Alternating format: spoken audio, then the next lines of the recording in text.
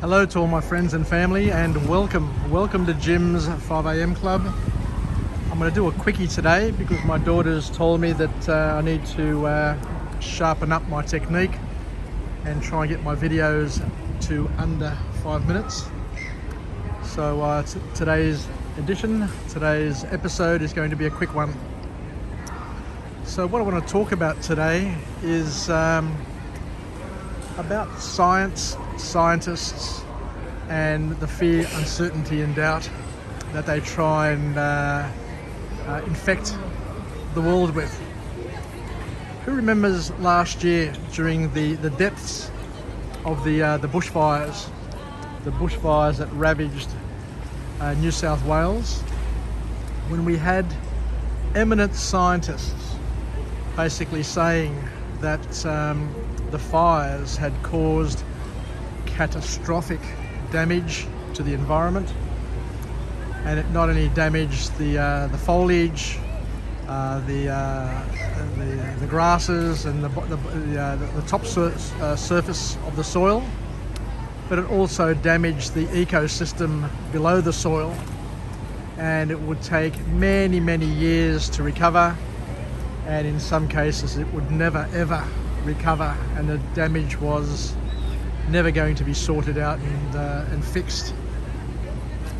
It's only a year later or 2 years later that you go back to those areas that were ravaged by the fires, and you find that with record rains, with a couple of cycles of springtime and summers, that it is amazing how quickly these areas can regenerate.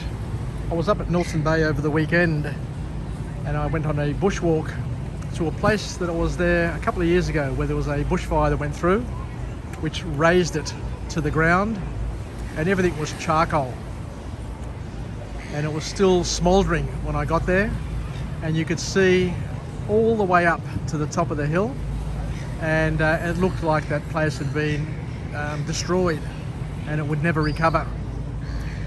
And over the weekend I couldn't see into the bushland from the path for all the saplings, all the eucalyptus saplings that have grown, and all the grasses that have grown, and the canopy has come back, and it just looked absolutely green, luscious and very dense.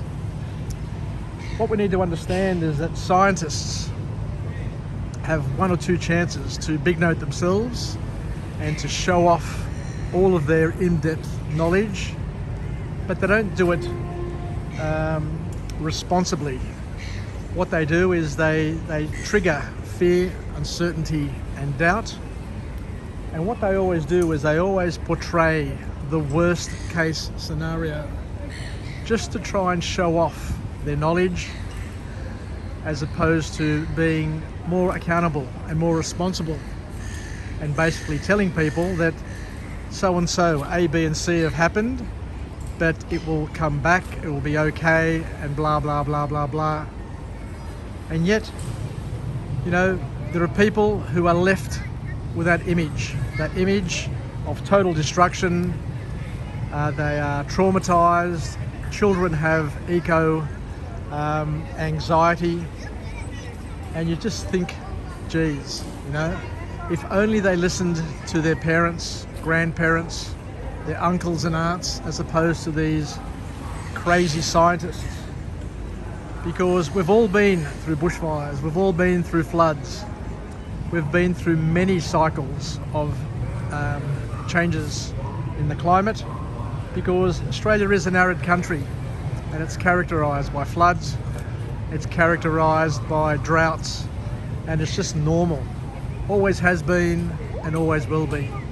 Anyway, I'll finish off there. So thank you very much for joining me in Jim's 5 a.m. club. Wishing you all the best for the rest of the day, and I look forward to coming to you again with another quickie where we can learn something new, so that we can incorporate it in our daily lives and help us get through the morning, get through the day, and be the wind beneath our wings. All the best. Bye for now. And I'm just under 5 minutes.